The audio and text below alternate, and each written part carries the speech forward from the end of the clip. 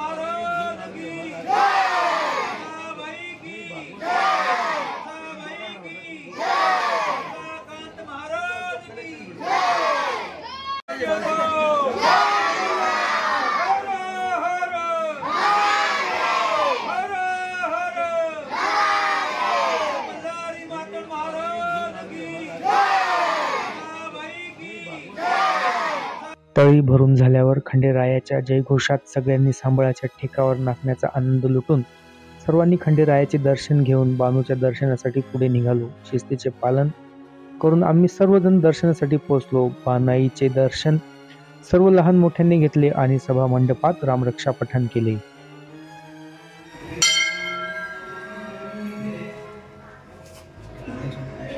आहे तशाच प्रकारे भगवंताला सुद्धा त्यांच्या परीक्षा द्याव्या लागल्या.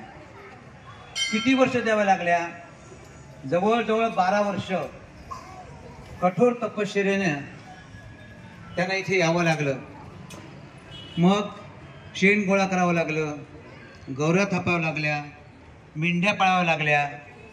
मेंढ्या पाळताना त्यांच्यात अनेक प्रकारची संकटं आली. मुद्दामून दिली गेली ती. परमेश्वरांचा तो अवतार घ्यायचा होता भगवान शंकराला. आणि जेव्हा प्रत्यक्ष कळालं त्यावेळेला चंपाषष्ठीच्या दिवशी त्यांचा विवाह झाला. म्हणून या ठिकाणी चंपाषष्ठीला सुद्धा यात्रा भरते. आणि पौष शुद्ध पौर्णिमा आता जी गेली ती आता उद्या दुखी आहे. पुरण का पाडवा म्हणते की बीज मा महिन्याची याद करू आपापना भव पार करू अशा प्रकारे तुमची उद्या आहे.